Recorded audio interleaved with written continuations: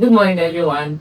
Yeah, welcome to another edition of our podcast. Today, we are going to be talking about a very important topic, and that is development in Abuja and where it is headed.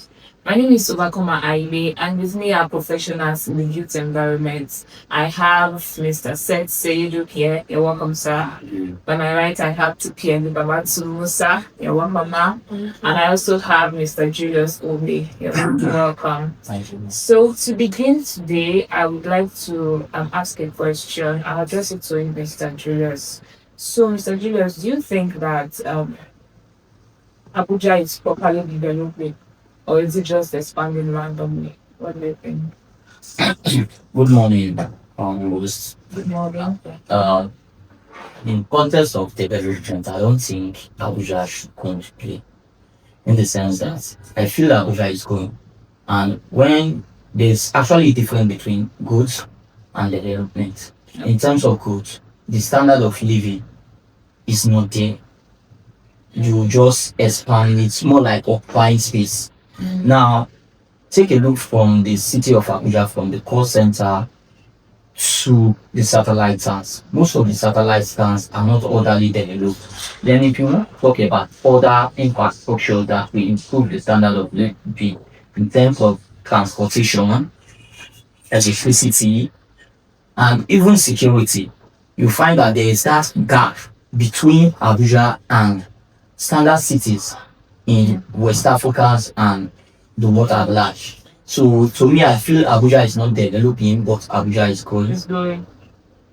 So you are saying now that we are just growing in terms of population, in terms of land mass, and few infrastructure, not really standard.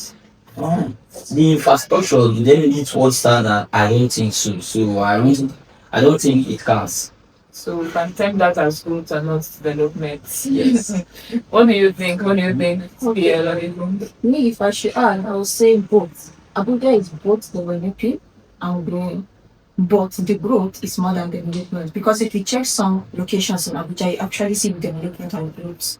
But if you check some locations, you just see growth, because growth is just maybe increase in building numbers and all that. While development is how these numbers affect improve the quality of lives. So I would say Abuja is both developing and growing, but the growth is more than development.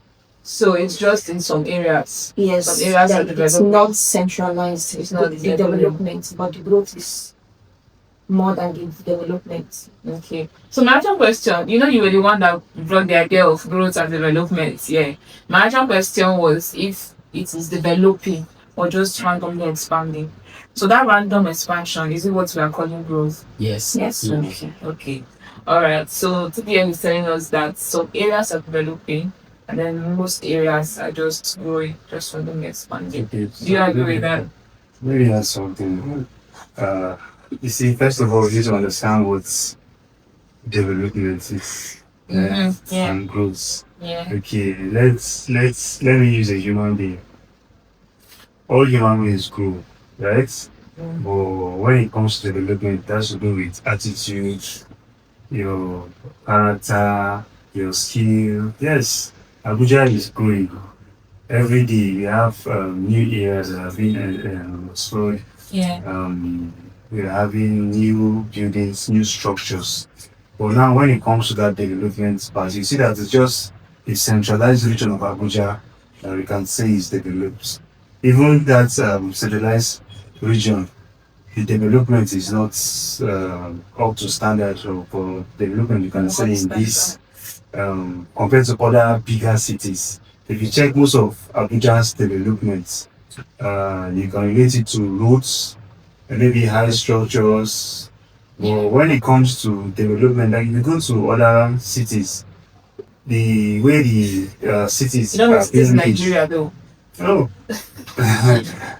not in Nigeria. Oh, You yeah. go to like very developed cities, like I would say smart cities, Yeah. where most of their amenities, the infrastructures, they run on a smart based system, Yeah. where they have pipe water, they have like decentralized, like most of their reason the traffic, everything is centralized and smart. in Abuja, we are still yet to attain that in Abuja. You get. So even the development, I can say, is just at a particular location. Yeah, we're not there And yet. even with development, we are not up to date with the current world's development. I can just say that Abuja is growing. It's growing, like rapid growth in Abuja.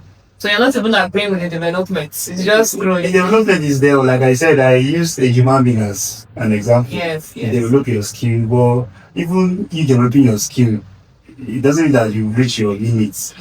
So I think even in the development aspect, Abuja still has a long way to go. Yeah. But when we compare ourselves to other states in the country, Yes, the thing in Nigeria, many states are looking up to Abuja. I think few states that can go toe to toe with Abuja is Lagos, Port Harcourt, and maybe in the north we have Kano and Kaduna. Yeah, but the rest, they are seeing Abuja as a big dream. So thank you very much. Thank you very much, Mr. Sek. All right, thank you very much for all your responses. Thank you. So I'm going to ask TPL a question. Um, would you rather buy land in an already developed area? Like we have places in Abuja now that are already developed. We know that okay, this place is it's a very smart choice or it's already developed. Or would you go for a place that is still developing? Okay. Honestly, I would say both, depending on what I'm looking for. Yeah. If I'm looking for certainty, I'll go for developed areas where I already see what what it looks like, and everything I'm expecting to be there is already there. But if I'm looking for potentials, I'll go for the road corridors, because it's maybe you get to study it and know how promising it is, because you're not just supposed to be looking at the development in a place, you're supposed to be looking at the future infrastructure that come with it. So it depends on what I am looking for at a particular time that will determine what I will choose. Okay. So I think everybody will want that certainty. So are there other factors that So everybody will know when that certainty. Okay, I might want certainty, but I don't have the means. Okay, I don't have the money to go for a developed location. So that's what will make you to start looking at your road corridors, and okay, what infrastructures and everything will come there in the nearest future. So it depends, and at the same time you have to look at you have to plan and know what you have before you go for what you're going for. Yeah. Thank you very much for that response. Any other person wants to say anything to that? left to me, everybody wants. Let me put it this way. I would love to get a land in a place that is already developed, because the developed place life is more easier there, where you have the infrastructures, when you know the value of what you're getting, and the standard of living is higher there. Yeah. Well, in the region is yet to be developed, just like you said, like the place that has the future prospects for growth. Yes, if you check, we only go for that when we are trying to do it more like an investment. It's just like, okay, you don't have the money to purchase a land in the developed region, because the developed region, because of development, the um, the price for properties there are more expensive. So you tend to, okay, since I've missed this opportunity here, let me refer back to these ones that are upcoming so that I'll not miss out. So that's why most of us we get uh, properties in areas that have prospects to develop. And now areas that have prospects to develop, like you said, there are prospects. It might come that the development, it might be possible that there is no development. But So it's a game of luck. it's a game of luck, trying to use it that way. It's first of all, let's consider what development and growth is. Like I said, yes, it's possible that the area there will be growth. In Kubwa here, there's growth in Kubwa, but can we say there's development in Kubwa? Like the developed city as it is supposed to be. So you get. So if I have the means, I'll go for a region that is already developed with the infrastructures rather than going for a place that is And it's still that I think coming up right Yes. now. I feel Yes. yeah. Okay. Um, one is okay from what you say. If you have the means, you go for developed location. One reason me personally, I won't go for developed location even if I have the means is because developed location they already have everything that you already know what the city looks like. But both corridors, like I said, the potentials. So you have that's development because the world keeps evolving. Yeah. So as development keeps coming, so there's potentials that the road corridors might get better than the developed location because you've already developed a particular location, but Yeah. this as you're starting it, planning is getting better. The world is getting better in terms of development. So the infrastructures in the road corridor, the potentials might just be better than developed location in the future. So and you get to choose what you want when you start, like when you're in the process of the development, rather than when you meet the development. Wow, wow. I think I have a contribution. For uh, I will answer this in Nigeria context, like in reality, what is actually happening in Nigeria. Yeah. For clarity, I will go for a developed area. Then for business, I will go for a developing area. In the sense that if you look at Nigeria now, you see like a city like Abuja, you see the city core is well urbanized in terms of planning and implementation of plan. It's well urbanized than the satellite towns, which I don't think they have an effective plan that is guiding the development of those places. So those places are just growing. For a layman, the person will think, okay, this place is developing and I can just invest. And me being a businessman, I can take advantage of that and invest in those satellite towns. But in terms of development, which is, if we are being realistic, I don't see any development coming to these places. So for security or property security, I might choose a developed a place. While for business, I will choose the satellite towns which are developing. All right. All right. Thank you very much for your responses. So I think I have a question because I heard someone say something and during the last webinar we had. No, I think during the previous webinar we had for the last one. So one of the speakers mentioned that some years back he bought a land and then he was promised everything that area development is coming there and all of that. If you buy this land now, before you know it, tractors are coming, they're going to do this. Before you know, this place will turn to another thing. And he mentioned that this year would make it 10 years, and no tractor had come to that place. So their land is still in the bush, there's nothing going on. So I don't know. I want to ask you, professionals, is there a way for a layman to know that this place that he's going to buy that land is not yet it's developing? Is there a way for him to tell that okay, this land that he's going to buy there is going to be profitable in the long run, maybe for his business or for whatever he's going to do? Can we know, or is it just by luck and by prayer? Well, So I don't think it's by law. It's more like analyzing. okay, You know, something happened. I think that was 2020. Just the same story you are telling. It happened to me. Where I got a property. mm, The person said they were building a mechanic village. Yes, that this place will develop soon. I got the property very cheap and it has been, I think it's going up to 5 or 6 years now. 6 years, 6 years. They have still not developed that mechanic side, though it's there. Okay, Then I said, okay, I want to sell. I was thinking, okay, these 6 years, maybe the value have increased, but when I made inquiry, there was no much increase. So it's 6 it's years. not like, definitely, I know that the land we appreciate because there is a development there. There are potentials. It's just the time. So if you are making your analysis on development in a particular area, you don't just look at maybe the infrastructures that will be available there. You look at it from the range, the time.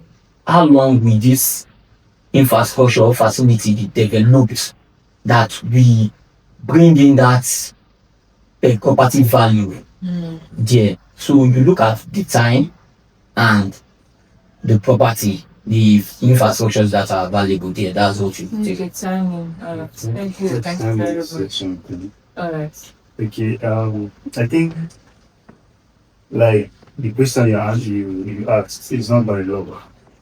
It's not by law. Although it's an act prayer. But it's not by law. Okay, as a developed city, Yeah. or as a developed state, one of the ways you can know if an area must be developed, if that state has a master plan. And this master plan, they tend to achieve this master plan in terms of phase. There's, I think, Abuja master plan too in terms of phase one, phase two, phase three. So when you have that knowledge of the master plan and the phasing, now you see that will give you like an edge on how to project to know okay which phase will be next. You get now once the master plan is going there, you see that when it is time for this particular phase, you see that they start constructing roads, bringing infrastructures, selling that place to investors for estates, and so like you see that the place is busy. So you as a layman, you like no, this phase is actually going to be a bigger prospect. An example in Lube has this was the this place in Otako and all those regions there. Those places they say 10 years back they are mostly empty lands, just but you can see how the development is now. So it's your ability to be able to understand the master plan. Because the master plan, I think the master plan are in phases. As a big city, you don't just develop a big city at once. It is phase by phase, and every phase has particular areas. Then another thing again is infrastructures. If you live in a place that is not Abuja, then like in Kaduna has one mentality of where there's any government, like any big government institution, that place might bring development. But where there is an industry, so you see people start once they see that there's an industry or there's one very particular thing of interest that is there, you see they'll start buying lands there. Or if there's a very good road there, you see that the price for properties starts increasing. So I think these are one of the reasons that you as a layman can be able to predict. So how will thank you very much. Let me just add something. I think they've said it all, but if I should add something, as you said, as a layman, one thing I would add is, as a layman, don't do anything that involves land alone. Always involve a professional. Yeah. Okay. But I was going to ask, because how do I, because I don't know anything about all of this. I'm not an urban planner or Also, you don't all of involve a that. professional. So how do I restate the master plan or know what the master plan says? That's where a professional have to guide you through. You don't have to handle everything alone. Perfect. Thank you so much. So I believe our viewers have learned a lot from this. So you can know that a property is going to be profitable, not just by guessing, by checking the master plan. And you don't check the master plan, you have to involve professionals to check the master plan and to predict how development is going to come. So thank you all so much for that response. Can I want just to add say something? something else? Yeah, there's something that we need to look out for, especially investors that wants to sell their land. Just like Mr. Julius just said, he said the person told him that this place will develop in so years. So And always promise. one of the traits that you know of like a fake transaction or somebody's is when investors they want to let go of a particular property. Like they are so eager, they're telling you this, that you buy this land, this and that. don't just go with words. You have to be very sure. Was there any seller that is not Ika? Yeah, always. No, no, no. There are some lands that you don't need to go out there and advertise. People will come to buy once they know the value. And once you have a proper guidance of a professional, somebody that will advise you, okay, this is place that you can get land. But on your own land, these people will come. They have a particular land in the bush that they see that okay, it might take very long time for the movement and they want to remove it from their own listing so that they know that okay, this one that is looking like I'm not going to gain it, but let me just take it out. So we have to be very careful. That's why you need to seek guidance of a professional because So these guys, yeah, they will guide you through. They will advise you on the first land that you want to get based on the use, Yeah. the land use. Yes, thank you very, very much. Thank you so much. So thank you so much for your contributions, for sharing your wealth of knowledge. We truly appreciate this. So to our viewers, thank you so much for sticking with us. We believe you've learned a lot today. We trust that you would implement some of the things you've learned, at least especially for that master plan. Before you take get a property, before you make a decision on any landed property, make sure to seek the help of professionals. Our details are going to be below somewhere in the caption, so you can just reach out to us to help carry out your due diligence before you get a property. So thank you so much for listening. If you have any questions, you can put them in the comment section. Thank you so much to our speakers. Thank you, Mr. Seth. Thank you, TPM. Thank you, Mr. Julius. So that'll be all for now. See you at the next podcast. Bye.